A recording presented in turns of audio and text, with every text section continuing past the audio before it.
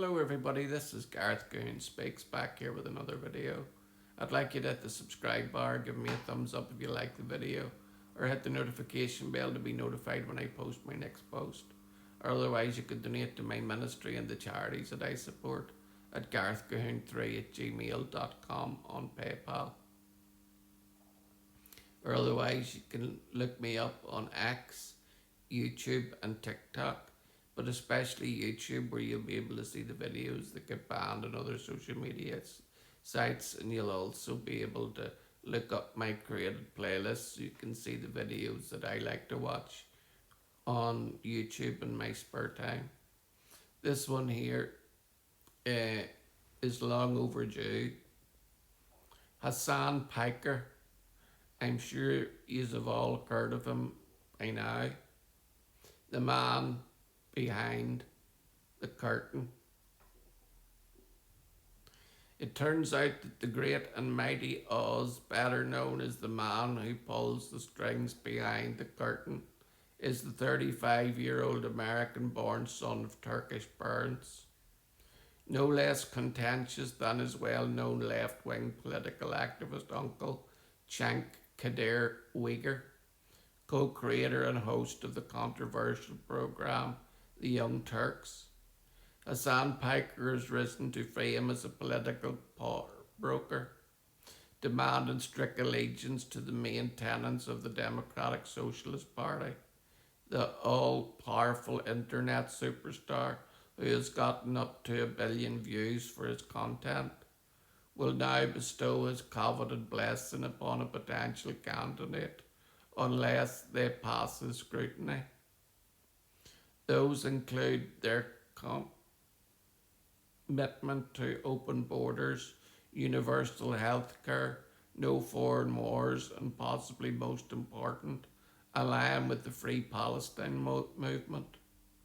Despite his insistence that he is not anti-Semitic, Piker, who happens to be a Muslim, is known as a vocal proponent of Palestinian rights, frequently using his streaming platform and media appearances to advocate for a free Palestine. We all want a free Palestine from Hamas. Criticise Israeli government policies and support pro-Palestinian political figures. Among his most incendiary comments, 3 stand out the most. The first is that America deserved 9/11 because US foreign policy had made an even like 9/11 possible. The second is that Hamas is 1,000 times better than Israel, stating that if rapes happened on October 7th, that wouldn't change his opinion. And the third is calling for the killing of American landlords, saying let the streets soak in their red capitalist blood. For his 9/11 comment, Piker was temporarily suspended from Twitch, the popular live streaming broadcasting platform owned by Amazon, and had his travel permit revoked, making it impossible for him to enter the UK. About the one good thing that Keir Starmer did.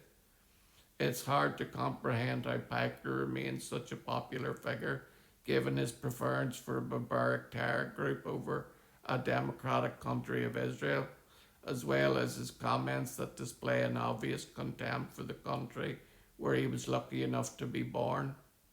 Nevertheless, he has a steady stream of 10 million followers across multiple social media platforms, mostly male followers enthralled by his radical left policies, which he has turned into performance art, mixing gym culture, gaming, and exaggerated male image, and focusing on socialist issues. Seizing on the lost generation of men ridiculed by the Democratic Party for either having too much toxic masculinity or being sensitive to women, Piker saw an opportunity to capture their attention. By emphasising that their inability to purchase homes and access other benefits their parents and grandparents had, Piker discovered a real dearth in the male market, creating a space for him to address their gripes and make them feel heard. The average Piker fan is said to be young adult males between the age of 18 and 29, heavily active online and leaning politically progressive, leftist or socialist. His core audience consists largely of Gen Z and younger millennial men interested in anti establishment politics, media commentary, and internet culture. When you combine those particular listeners who lament their station in life and couple it with the politics of the Democratic Socialist Party, you get a healthy dose of radicals who are easy prey for the notion that anarchy and burn down the status quo is the best solution. Is that ever growing niche market, which has capulated Piker to the top, turned him into a sort of socialist pope whose ring must be kissed by aspiring political figures once they get his approval? They're sitting pretty. And what and that's what happened to Abdul El Said, who only a week ago won his bid to the primaries to serve as the senator for the state of Michigan. As the saying goes, birds of a feather flock together. Piker and Said became fast friends, spending the night together at a pool party before the election results came in. Piker and El Said looked like the two cool kids with peak confidence, believing the win would be secured, and it was. An army of captive listeners. With great ideological similarities, it's no wonder the two are often spotted together. Although much criticism was hurled at Al Said for appearing to be so chummy with an individual who harbours great resentment for America, it didn't prevent him from winning, albeit by a few thousand votes. One can only wonder if Said will cave in to the pressure and shun Piker for the sake of victory in November. That might prove to be tricky since a large portion of his potential supporters would be heavily influenced by Piker. Would they feel slighted by the world would-be senator who might be seen as a sellout who abandoned his political soulmate for the sake of a win? And would Piker forgive him, knowing that the only way El Said could prevail would be to distance himself from a prominent anti-American and anti-Semitic voice?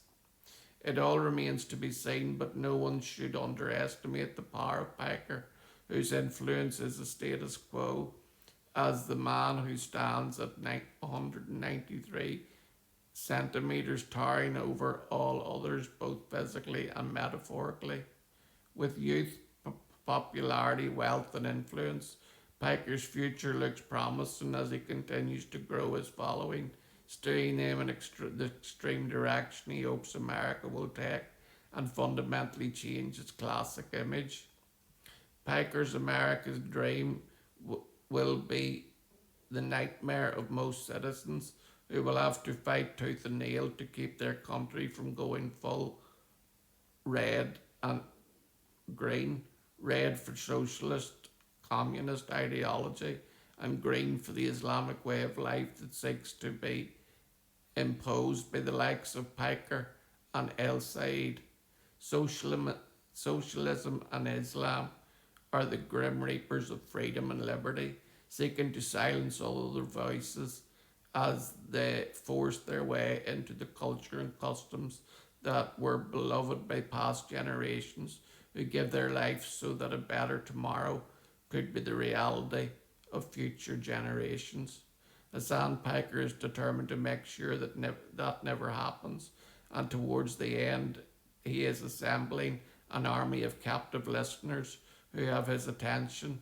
Will he succeed in putting an end to the American dream, or will he be exposed for the dangerous man behind the curtain who poses the real threat as he pulls the